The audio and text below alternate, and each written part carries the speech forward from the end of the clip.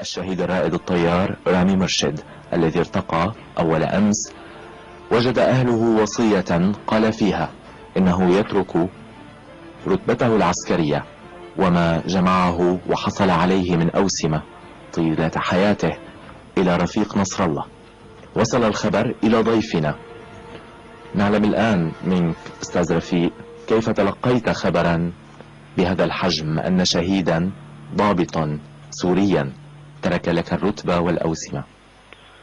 يعني دعني أقول لك أول شيء أنا مشتاق لدمشق جدا جدا جدا، وكم أتمنى الآن لو أنا فوق قاسيون وأرمي بقلبي إلى كل شرفة وإلى كل نافذة وإلى كل إنسان في دمشق التي أحب وهي آخر خياراتي. بكل صراحة أنا من الأمس لم أنم، ولا أدري ماذا أقول ولا أدري ماذا أفعل.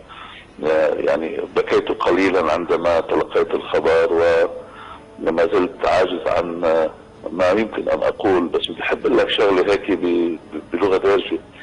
أنا بال69 كنت بساحة المرجي بزيارة أنا وأصدقاء، ودخلنا على استوديو تصوير، ويومها بتذكر اني ارتديت بدلة ضابط ب3 نجوم لضابط للجيش السوري، لاني كنت احلم ان اكون ضابطا في هذا الجيش او في اي جيش عربي ينتمي للقومية العربية، ولم يتحقق هذا الحلم لا في بلدي ولا في اي مكان اخر. يبدو انه امبارح ربنا ساعدني على اني احقق هذا الحلم عندما تلقيت هذا الخبر.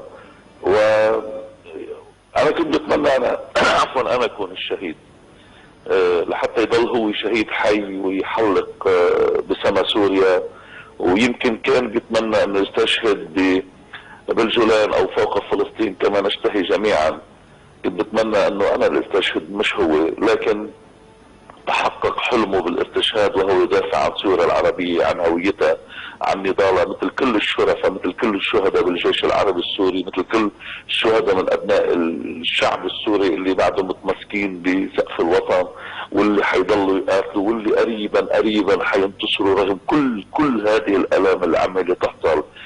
لذلك انا بقول لك انا يعني تعبان جدا من هاي المسؤولية اللي رماها علي. حسيت حالي كتير صغير قدام استشهاده، قدام يعني ما عارفه انا رامي محمد مرشد، انا مش عارفه منين، انا ما بعرف شو هويته، انا ما بعرف شو ثقافته، انا ما بعرف شو مذهبه، انا ما بعرفه مسيحي مسلم سني علوي شيعي دبي اسماعيلي، ما بعرف، بس كل اللي بعرفه انه انسان عربي سوري شهم بطل، في شيء من يوسف العظمي، في شيء من جورج جمال، وفي شيء من كل الشرفاء بهذا البلد. لذلك انا بقول لك عم بتعذب من اللي صار، بس يشرفني يعني شرفني اني باخر عمري انا بهذا العمر انه اخذ هذه اللي اعطاني اياها الرتبه واحقق لي ما كنت اطمح فيه، وبتمنى استشهد مثله. لماذا فعل هذا الشهيد استاذ رفيق؟ يعني شو كان بده يقول؟ ليش لرفيق نصر الله يترك رتبته؟ يمكن هو لانه حسب ما عرفت انا هلا من عائلته من اهله كان يتابعني دائما، وكان هو مجبول بالغضب تماما مثل اللي انا فيه، وكان هو مؤمن بانه نحن لازم نروح على المواجهه للاخر، ولا بد من اساس من زمان انه نروح على المواجهه، ويمكن بغضب اكثر.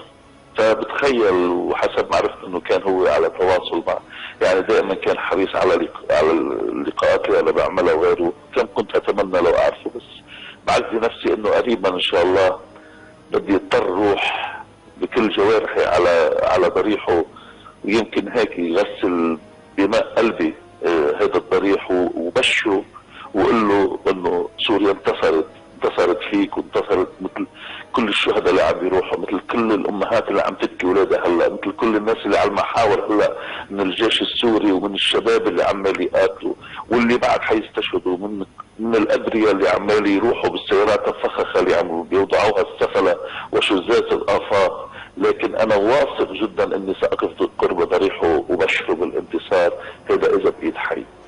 استاذ رفيق نصر الله، فسر غيابك عن الاعلام. استاذ رفيق انا معي الان عبر الهاتف مباشرة والد الشهيد الرائد الطيار رامي محمد مرشد. مرحبا. الو، الله يسعد مساك. مرحبا. ونحن يعني حضرتك والد شهيد، ما بدنا أنا والدي نعزيك، شهيد بدنا وبفتخر بشهادته، بفتخر بضيفك وبفتخر بوطني. وأنا عندي 7 شباب. بعد وفاة الطيار الله يرحمه التحقوا 2 بالدفاع الوطني. نحن فداء الوطن، نحن أصحاب قضية، نحن متمسكين بوطننا، باخلاقنا، بتربيتنا، وبشكل رفيق نصر الله. ونحن كلنا بنعشق كلامه وبنحبه وبنعشقه. وانا الى الفخر انه ابني مرتبط فيه، وكان نعتز بحزب الله كلنا وبجهاده في سبيل الوطن. الشهيد شو اوصى كمان؟ نعم. تفضل استاذ رفيق. بدك تسمح لي يعني اقول له لوالد الشهيد انه يسمح لي اني اقبل ايده وجبينه وان شاء الله قريبا جدا. انا الي الفخر احكي معك. انا انت كبير يعني وابني كبير. نحن صغار كثير قدام استشهاد. وانا يعني بتمنى اني اجي اقبل يدك وقبل جبينك وبكفي انك انت والد لبطل احد ابطال سوريا. انا اولادي 2 التحقوا قاعدين تركوا عملا والتحقوا بالدفاع الوطني. الله يحمي لك اياهم. وانا ابني كان استراحة مرضية، اذا بتسأل عنه كان استراحة مرضية، قطعت استراحته المرضية واستشهد في سبيل الوطن. نعم انا عرفت هذا الامر انه اجى طلب وترك اجازته واجا.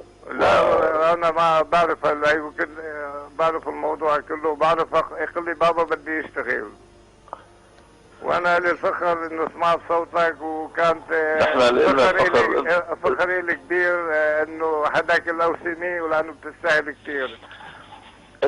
نحن اللي بنتشرف فيك، ونحن اللي مثلك هن ومثل اولادك ومثل الشهيد هن اللي حيصنعوا سوريا، ونحن منتصرين رغم كل الدم ورغم هذا الاستشهاد. وان شاء الله حيفرح وهو في ضريحه بان سوريا انتصرت، وهو مثل ما هو فرحان بوجود اب مثلك، هو اب شهيد عظيم. انت الاب السوري الرائع اللي نحن بنعتمد عليه، واللي ربه. يا ريتنا نحن اللي استشهدنا بين ايديكم لحتى دائما نأكد على انه رسالتنا وحده. وانا برجع بقول لك كم اطوق الان لان اقبل يدك وجبينك، وعاجز عن الكلام امامك. الله يخلي لي اياك. الله يحمي الوطن وينهي على خير، وان شاء الله في رجال تحمي البلد والوطن، ونحن كلنا فداء الوطن. شكرا لك. الله يسعد مساك. شكرا لاتصالك والد الشهيد الرائد الطيار رامي محمد مرشد، الذي نذكر أنه أهدى الرتبة والأوسمة لضيفنا الأستاذ رفيق نصر الله رئيس المركز الدولي للإعلام والدراسات. في هذا اللقاء الخاص نتابع. بقي معنا دقائق قليلة أستاذ رفيق، بقي معنا. كان هناك محاور ربما يجب أن نسمع منك أكثر عنها، لكن دعني أختم بهذه النقطة. دائما الناس السوريين ينتظرون مواعيد، وهناك من يعطيهم مواعيد. هناك من اليوم يعطي مواعيد كانت سابقا في آذار، كان من يتحدث عن نيسان، الآن من يتحدث عن حزيران. قلت لنا أثناء هذا اللقاء بأن الأمر ربما للصيف، ربما من العبث أساسا أن ننتظر بعد عامين.